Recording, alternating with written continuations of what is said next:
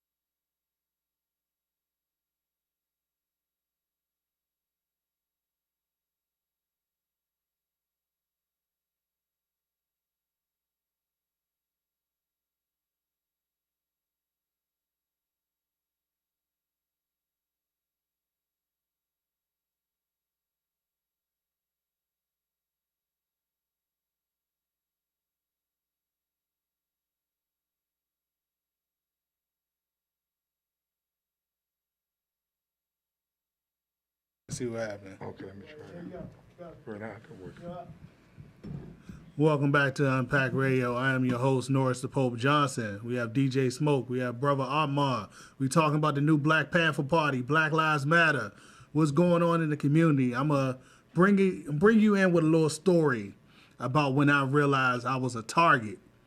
I was 13 years old, living my life like it was golden. I was living my childhood, and a cop rolled up in the community. Me and my best friend, Lawrence Dunn, rest in peace, good brother. We on the seesaws, probably a little too old for it at the time. We swinging on the seesaws, just having a good old time. And then this white cop rolls in the community and starts kicking for stuff.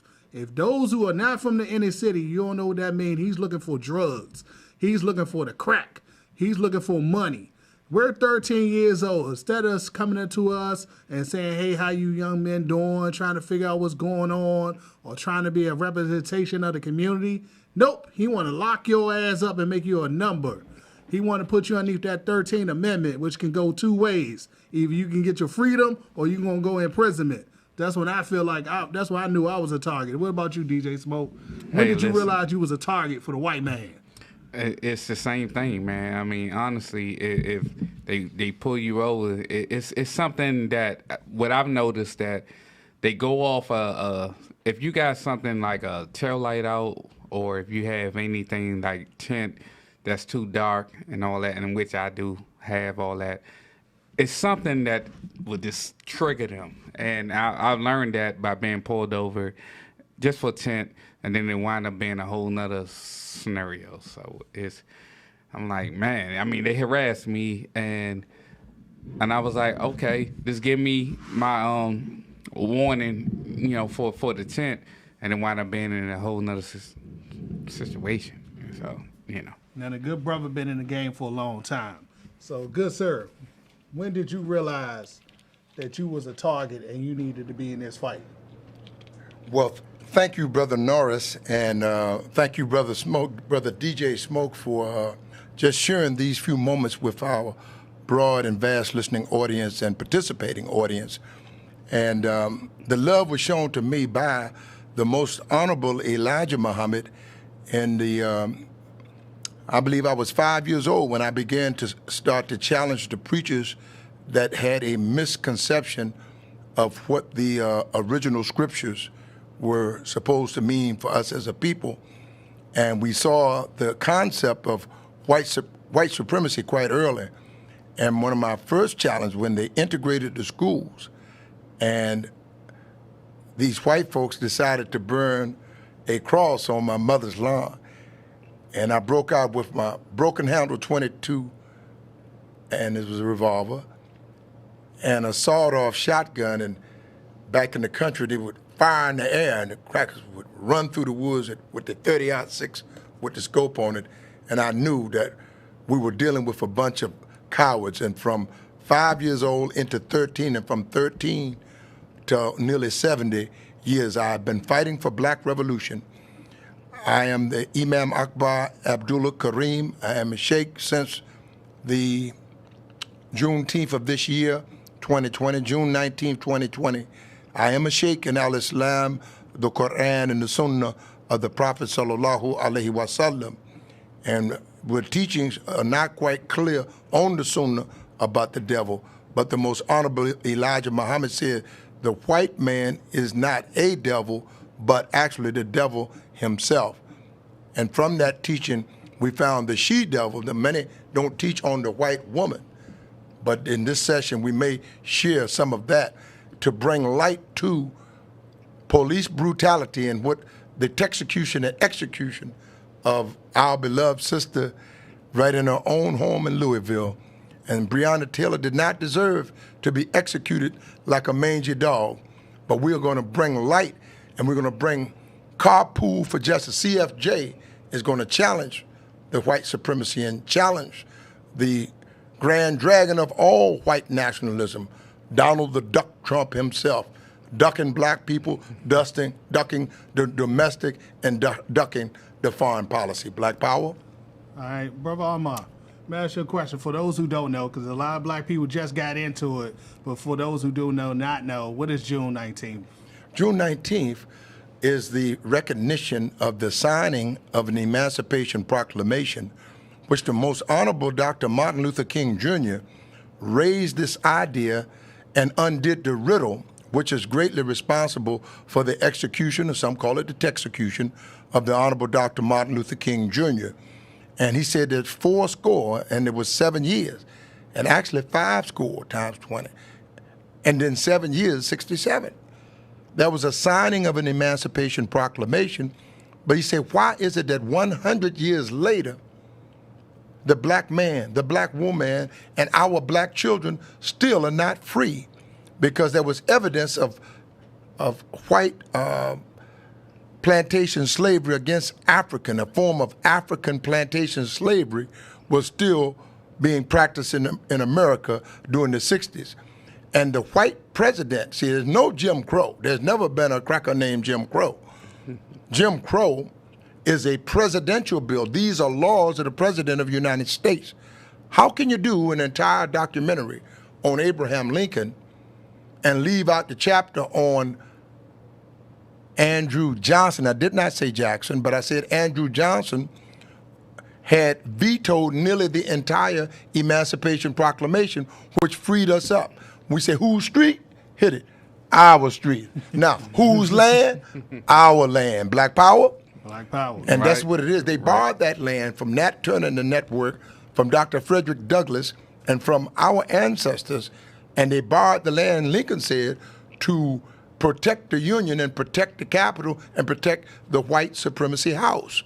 And through that, they had borrowed from Nat Turner and from our beloved family of Harriet Tubman and those freedom fighters that owned the land from Potomac Mills, if you've been there in Virginia, and all the way to the club and the live, you go to Anne Arundel Mills. That's our goddamn land.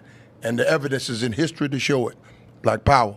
Black power. DJ Smoke. Yeah, How do you feel about the 13th Amendment that gives you the right for your freedom, but if you get locked up, you are a slave? So how do you feel about that?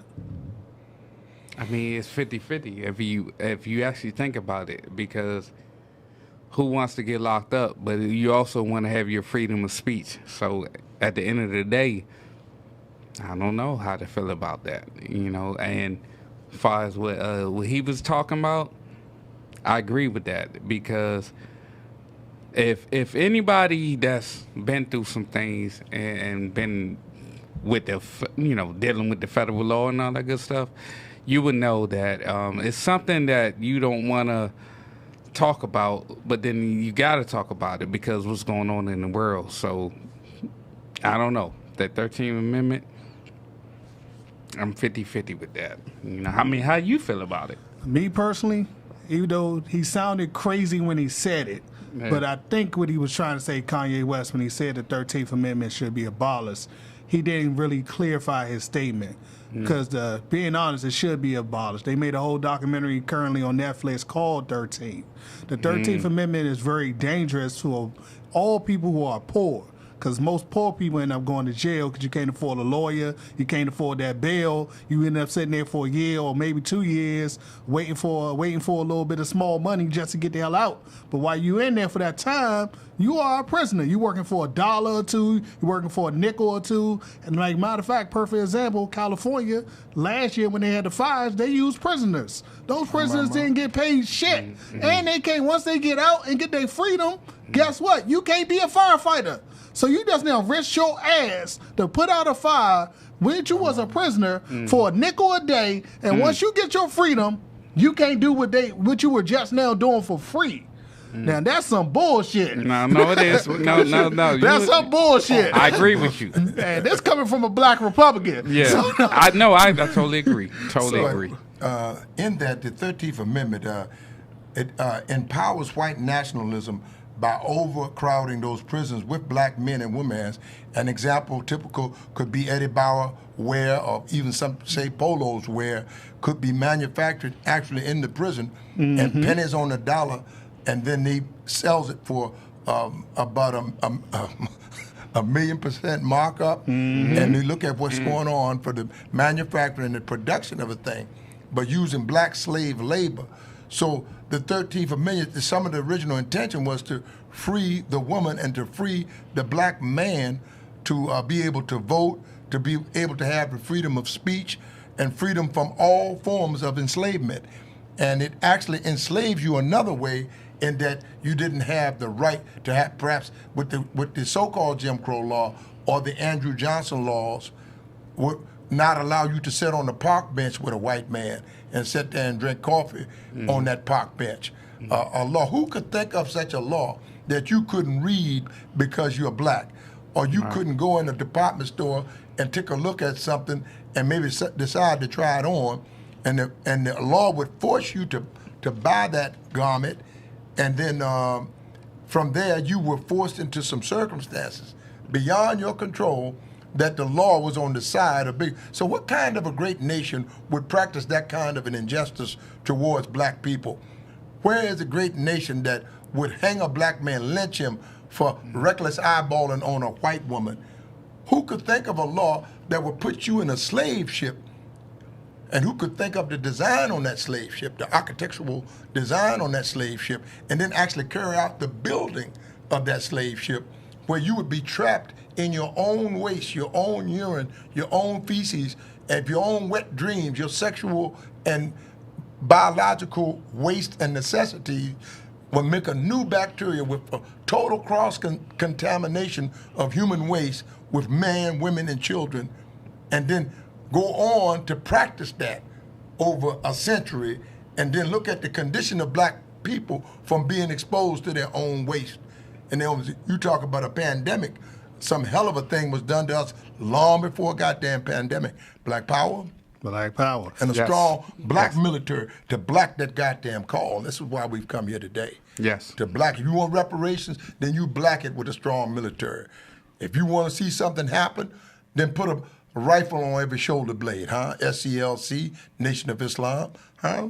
And put a pistol grip in every hand. And then go out and talk about, let's settle this case called police brutality and racial discrimination and injustice in the courtroom in America. Oh, I think we can get some resolution here tonight. Black power. Black power. My next question is, for me personally, everybody says that we need to fight white supremacy. But I hate to inform you gentlemen this. Right now, currently in this room, we are supporting white supremacy. Surprise, we all got iPhones. We all go to Giant. We all go to Safeway. We all go to the grocery store. We all bank with a white bank. So my question is, why don't we learn how to hunt? Why don't we learn how to fish? Why don't we learn how to grow our own food? Why don't we get off the white man social network and the white man phones, and we move up out of here and we take our resources and our money where we can be appreciated? Why don't we do that in our own communities? Who wants to take that question first? Okay. I'm gonna let my man take that. Oh, I'll roll that piece all the way to the to Death Valley in Vegas. Well, one thing for sure, we have had options. The Honorable Dr. Martin Luther King Jr. said to take your money out of a Crackers Bank. Take your money out of the white bank, Bank of America, PNC. They would run over you to get into Wells Fargo, knowing that Wells Fargo is a scandalous system of white supremacy and white capitalism and white imperialism and every other ism that you could think, from communism to republicanism. And that's not no reflection on you as a Republican. But to say this, that Dr. King told you to manage your own wealth. Muhammad Ali, Stevie Wonder. Muhammad Ali had full-blown Alzheimer's. Stevie Wonder, they reported to me, is blind as a bat. But both men knew that they had to manage their own sports and entertainment. This is smart wake-up juice. If we give you the wake-up juice tonight, brother and sister, please don't allow any devil to come and wash your black ass back to sleep. The song says, "Stay woke" was not an accidental #1 hit. Stay woke because the cracker is creeping. And don't you dare let a devil catch you sleeping. And I'm just here to tell you on the update and the upswing of that we can carpool for, well, you can't manage it all. Malcolm X is telling you straight up. Mm-hmm. You have to be in charge of what? The health and medicine in your own community, in education.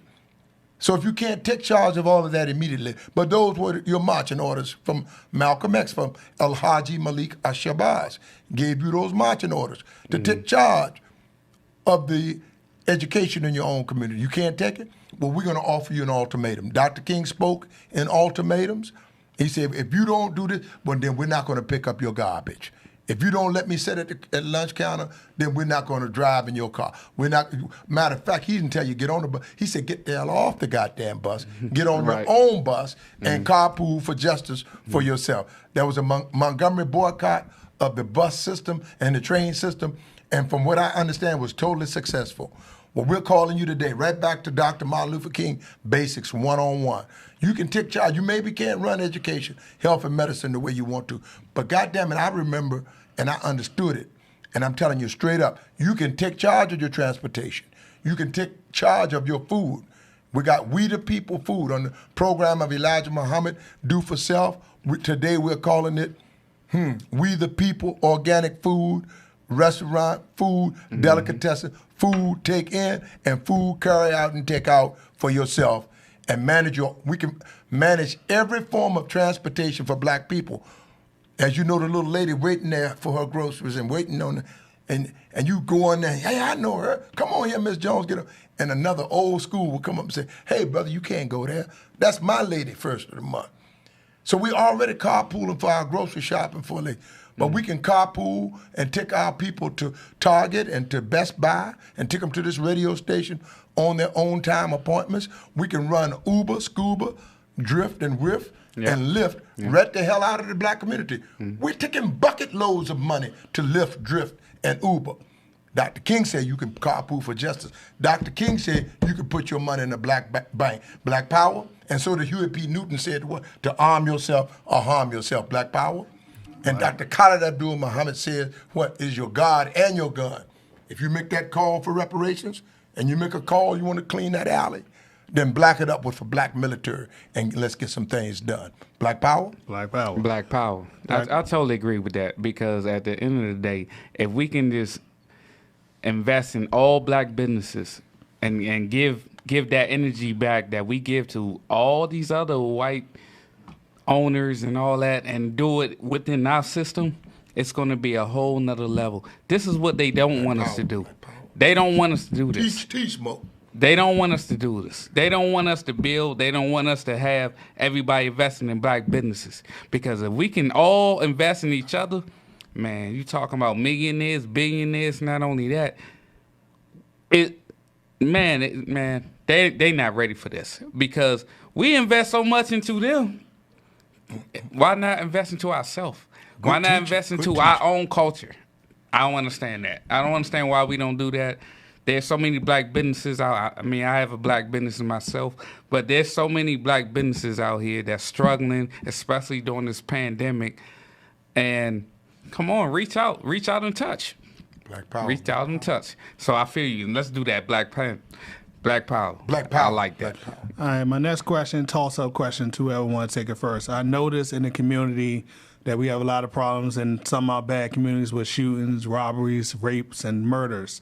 So my suggestion was let's police our own communities. If we have 200 active members in the Black Panthers and 200 black brothers willing to go back into some of these communities and police our community ourselves, do you think that will be possible to do so? And if so, how will we be able to do it?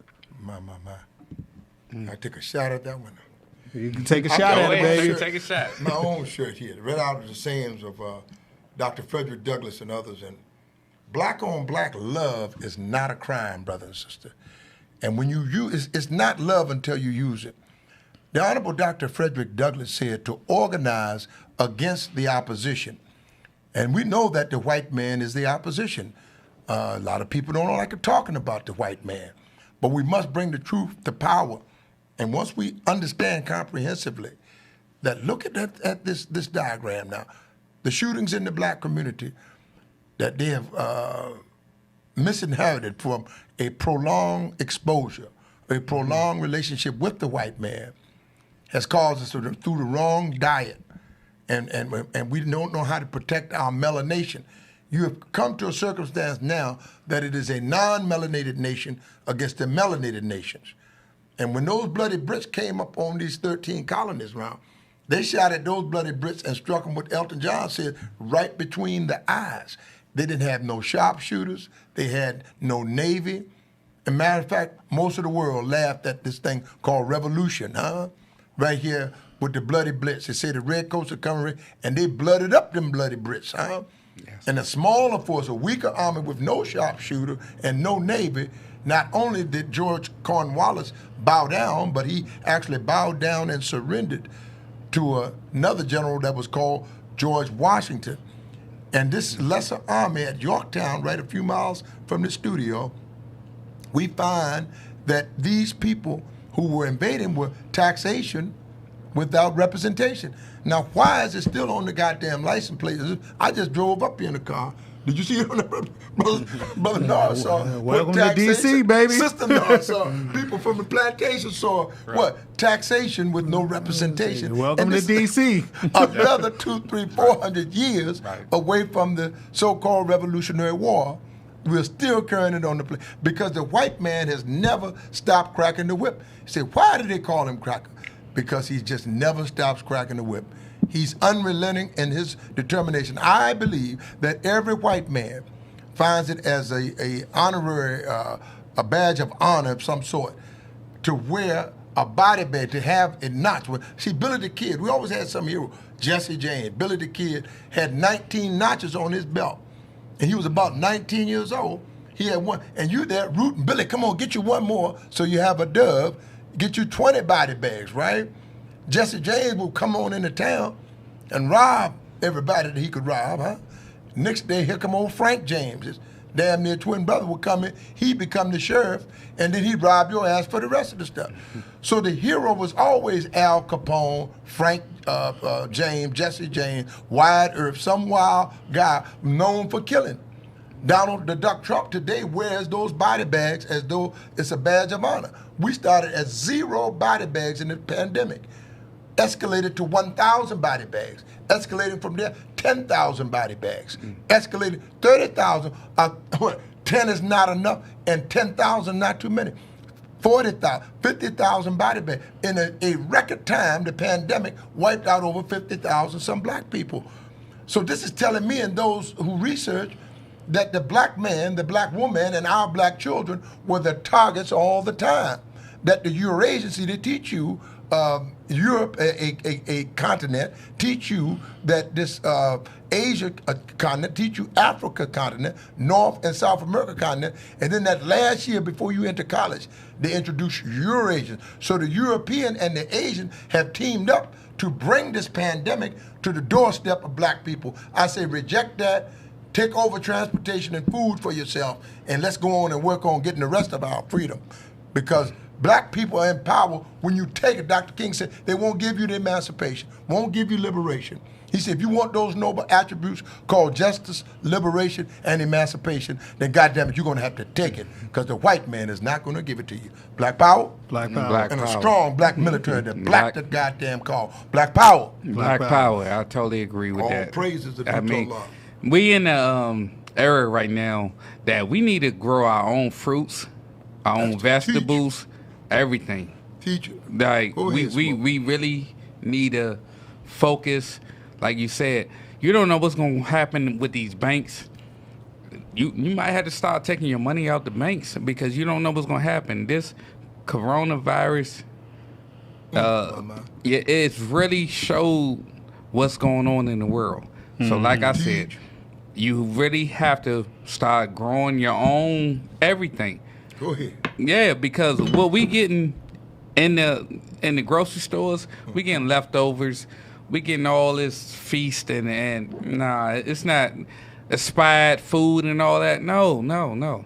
Everybody fighting over tissue and all that. That's not cool.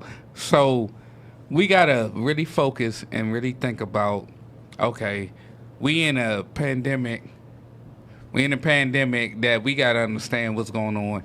So we need to focus on us. Some things we gotta take it back to slavery. What do you think that people did in slavery? They knew how to grow their own food, cook their own food. Oh, we gotta take it back there.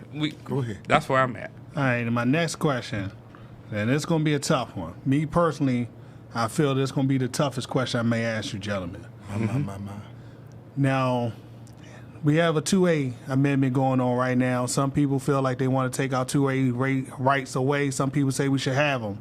How do you guys feel about 2A rights, which I mean those guns? And me personally, as a black man who only been free about 50 years, and that's in this gentleman right here lifetime, that we should keep all the guns we can keep legally. So how do you guys feel about having your own legal gun? Yes, sir. As black men who only been free 50 years. So Smoke, within our lifetime, I'm 41. Yeah. We only been seeing 41 years of freedom. Right. So I want to know, why should we give anybody our goddamn guns? Because I'm keeping mine. Nah, listen. Out of my cold dead hands. I'm keeping mine too. So listen, I'm going to speak on that. No, No, we need ours because we in war right now. This is war. People don't understand. This is like civil rights all over again. Yes, I'm going to keep all my ammunition. I'm going to keep every gun I've ever owned. No, we have to keep that because if what you think about these white boys, think about all the guns they own and what they doing, and man, they ready for war. Why can't we be ready for war? You know, that what is he? He was 17, the white boy that was 17 that went and shot up all them people, and then they gave him a water. Come on, man. No. We talking about Dylan Roof. Yeah, Dylan yeah. Roof. You know what I'm talking about. So, I'm into this. So to make a long story short, yes, we need all our ammunition. Strap up. We in war. Black power. This is war. All right, good brother. How do you feel about 2A rights, keeping our guns out of in our own hands and policing our own community and making sure that we can protect ourselves if necessary? Yes, we are the cubs of the most honorable Dr. Khalid Abdul Muhammad. Mm-hmm. They dragged a man named James Byrd through Jasper, Texas. And on the back of a pickup truck, for those who don't know history. That's crazy. And they got two Anthony Hill executions. This is the modern lynching by white nationalists. And this is their form of lynching a black man. To kill him, this is they killed a man named Anthony Hill, blew the back of his head off in Newberry, South Carolina. And then they tied him up and then tied him to the back of the pickup and dragged him throughout the township for there about 11 miles. And I believe in the teachings of the Honorable Huey P. Newton. You either arm yourself or you harm yourself. The Honorable Dr. Khalid Abdul Muhammad teaches us it is your God and your gun. And John Wayne said that what? He will only give up his gun, this cracker said. Oh, mama. When he could pry his cold, dead fingers from around the barrel. So America won its notoriety by taking the land. Remember, they came to the original people here on this land, and they said they only wanted to hunt the buffalo and plant a few ears of corn. And the big chief said, no. He said, this Kemosabe, him speaking, this gringo speaking forked tongue. He said, don't trust him. And he came back so much, he said, man, we're going to die this one if we don't let us plant the corn and hunt the buffalo. He said, all right, come on in here. Plant your corn here, hunt your buffalo there, then go, meaning leave the land. Oh, my. And he said, well, we done good this year, Chief. We got a few little head of these sheep right here. You got little cotton growing down there right there. And we could woven these things together and make blankets, and we'll all be warmer this winter. And the chief said, now, remember they signed a little treaty for you to go, right? So the Holy Quran tells me to watch who is first to make the treaty, but you better be careful to watch who is the first to break the goddamn treaty. So what he did, he said, we're going to woven these blankets, and the chief agreed that was a good thing, these blankets. But what the white man failed to tell the chief is that he had sewn in somehow smallpox into the blankets, and the first identifiable bacterial warfare right here in America, before Tuskegee, they had wiped out millions. He said the treaty about the black foot, well, goddamn it, if my foot is black, then what's the color of the rest of my anatomy? Is that right? I'm black. Black power? Black power. Black power. Black power. Black power. Yes. And this is real, what I'm telling you, that the white man has always been a master of deception. According to the Google that I Googled, it said that they wiped out millions of original people on this soil. There are 3 or 4 instances of the Devil's Punch Bowl. The Devil's Punch Bowl is where they're wiping out millions in a place down near Biloxi, Mississippi, right in Natchez, Mississippi. Another few thousand right here in the Washington Metropolitan. There's the Freedman Cemetery. You have to study these history, brother and sister. Another one in Oregon, and another place out in the Midwest, where they have wiped out millions of black people before they decided to make this corporation, because it's not a nation. It's a corporation. I say that we black people start our own corporation, a so-called government of some kind. Self-government will get you away from it, because the Honorable Dr. Frederick Douglass said to us, He said to find the peacemaker, might have been talking about the Muslims, but find the peacemaker and then organize against the warmongers. The Honorable Dr. Frederick Douglass said, find the discipline and organize against undiscipline. Oh, Black Power. But he said the most important thing that I could tell you, out of all that I am telling you, is that you, the black woman, he was pointing and talking about Harriet Tubman and the future of Shirley Chisholm and Fannie Lou Hamer and all of those great ones like Barbara Jordan and Maxine Waters and Sheila Jackson Lee in the modern caucus coming out of Adam Clayton Powell, the original caucus. But they lost their integrity according to his teaching. But he's telling you to say that you, black woman, that you would organize yourself and organize these black men's, Harriet Tubman, in a manner that you would avoid exclusion, but to have participation in your own black government. Black power. He did not, as Dr. Martin Luther King, he did not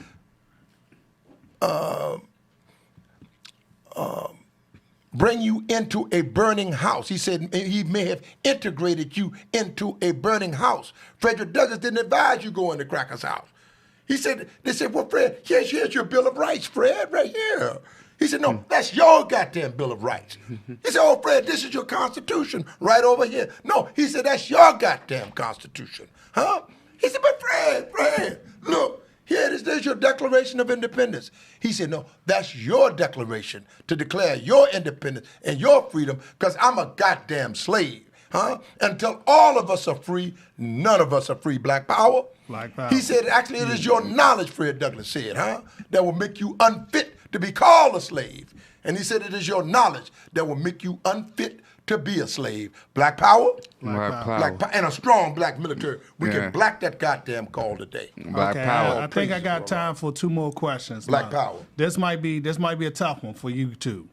Do you guys believe in allies? Because I believe in allies. Now, I know a lot of, black power been stated, but I do believe that some white people can be great allies. Myself, I had a mentor when I was 13 years old. Her name was Rebecca. She was white. She was a white woman. And she was brave enough to come to 809 R Street Northwest in the heart of the ghetto to come get me because I needed a mentor. So do we have allies that we can trust and network with in the white communities? Because I believe we do. I got like white homies I work out with, I go to the military with, I done served with, the DOD. And so I cannot say all white people are bad or trying to harm us. But some of them, you got to keep your eyes on them.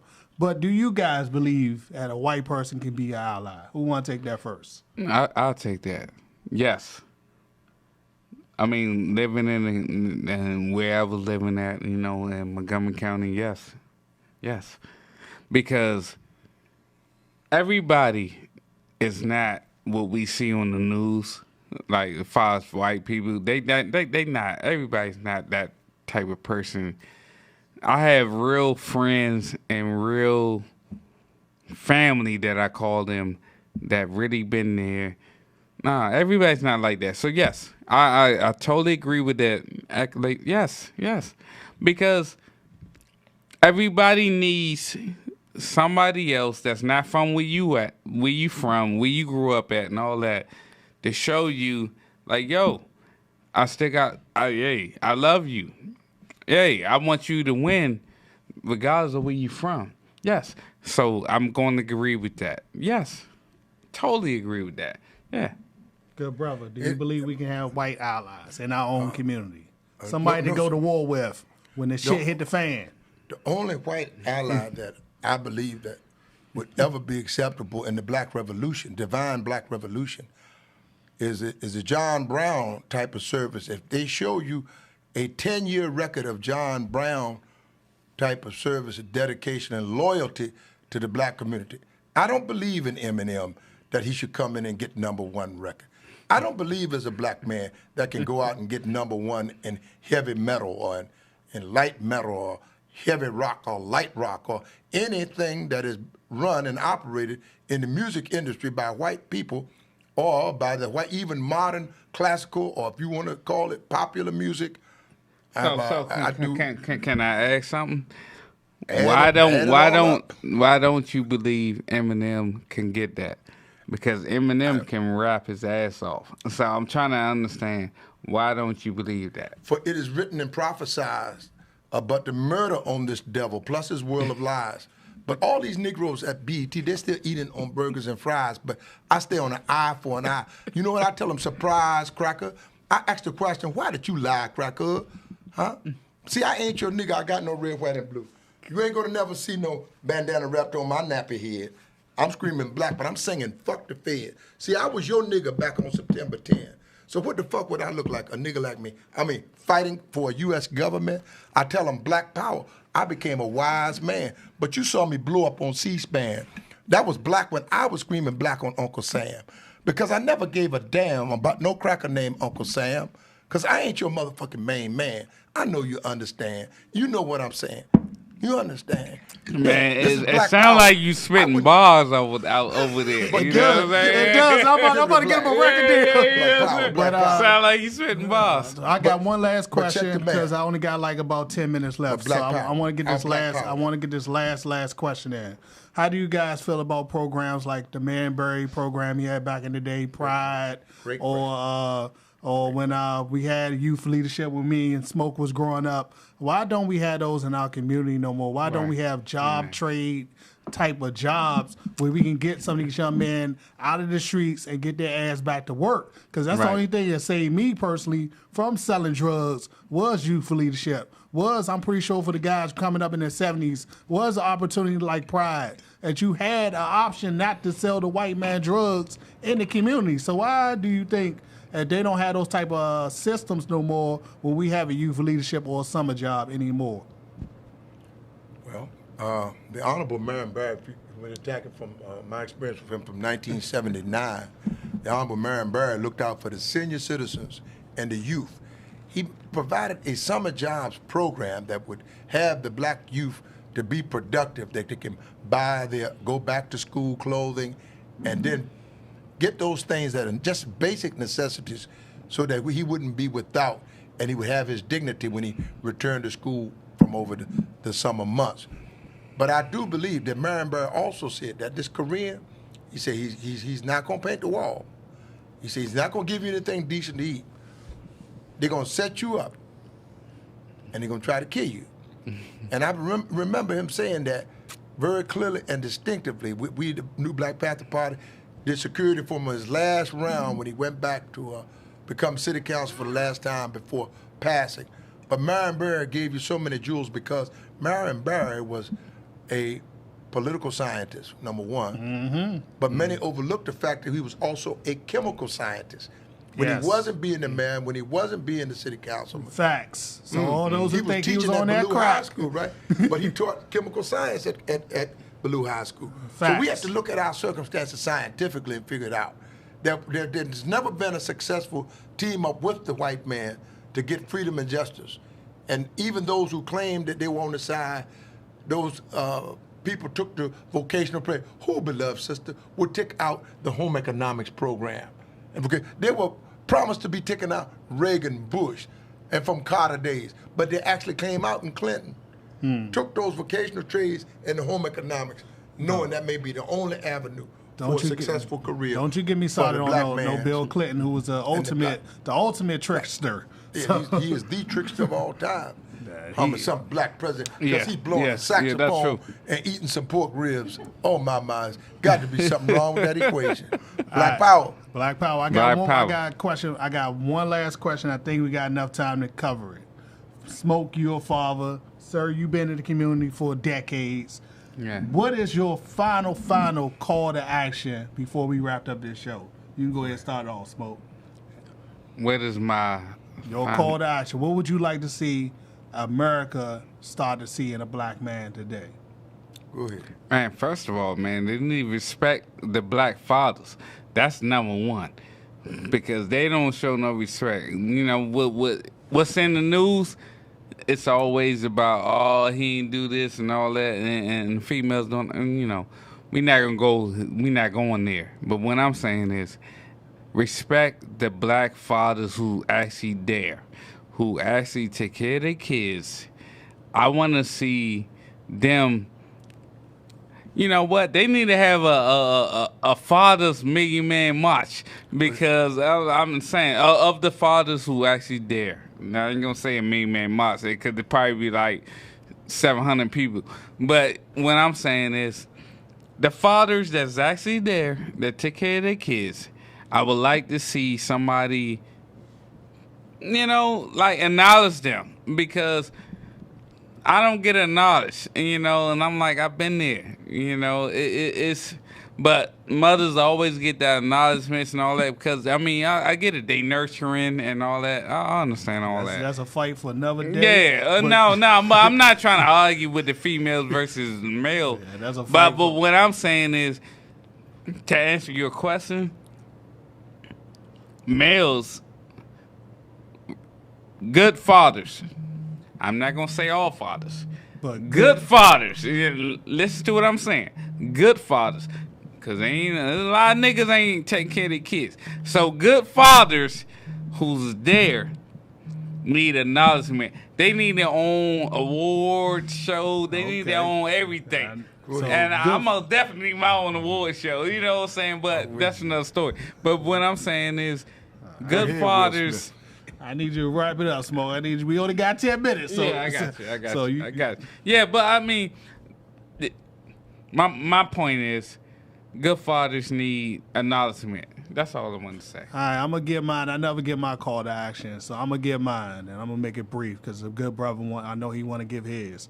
But me personally, I suggest that every black male, every black woman, and all our allies out there, we all get together. We all take our resources and we put it somewhere where we can come to a common understanding of how we want those resources to be used. And we buy our own politicians so we can have our voices heard in the community. And if you truly are concerned about policing, then I need some males, I need some females who are not scared to go in these communities and police our own communities. It's time that we turn in some of these thugs and get some of these people in the streets away from our community, let's clean up our community, and let's take it the fuck back. I'm tired of y'all saying I'm waiting for the white man to come fix everything.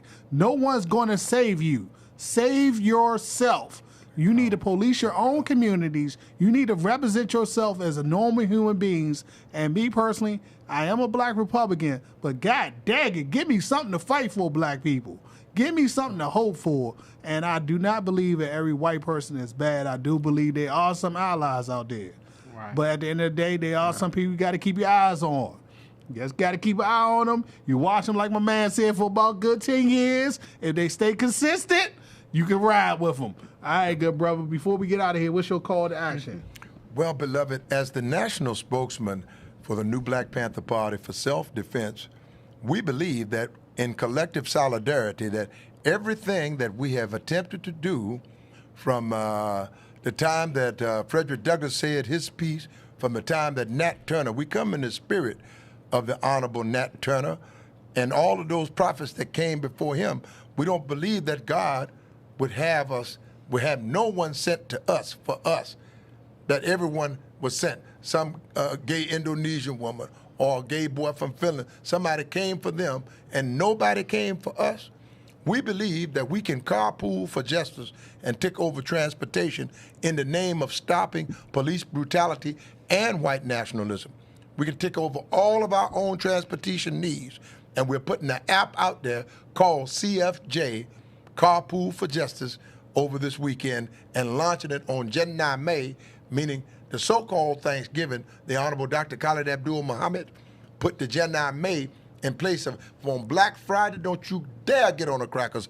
Bus, subway, train, Uber, scuba, drift, whiff, none of that shit.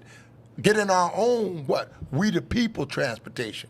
We the people limousine service. Right. We the people carpool for justice, rent a car, goddammit. And we got concept car. Why are you got 1.5 million graduates a year at the honor level and better? Why we didn't, before I had to go do it, design a Panther car and a SUV, a luxury sport utility vehicle of some sort for the black man here? Why you keep getting scholarship if you're not using it. It's only knowledge, beloved brother and sister, when you use it against your open and vicious enemy, the white man himself, who declared a monopoly on Ford, Chevy, and on a Dodge. But I'm here to tell you that there's room for you on that front line for transportation, for food, clothing, shelter, and transportation for yourself. When you take charge of your post and all property and all Black Panther property in view, which includes 196,940,000 square miles of this planet Earth. Black power. Amen. And Black power. Unfortunately, at that note, I am going to have to wrap up this show. Next week, we will be talking to one of my mentors, Mac Jones, on special education in the Black community is effective. What does it do, and how can we educate our children? And we'd like to close the show with a man law and a quote. Today's man law, I'm going to try and make it quick, but my dude on Catfish, I believe your name was Tony. If I'm wrong, somebody will correct me. But my dude, don't you ever take your ass on a show talking about I'm talking to another grown-ass man sexually just to trick him into giving out $200 because I want to teach him a lesson. That's some fraggle-naggle BS right there, my guy. So we need you to straighten that out. And tonight, quote, because I got to make it quick. You can't see yourself when you're inside the picture frame. Shout out to Kimberly Jackson. Let's wrap this show up. Everybody have a great night. Thank you for tuning in to Black Man in America. Black power. Black power. Black power. And a strong black military. You can actually black that car on. Black it up with smoke. Yeah. You know,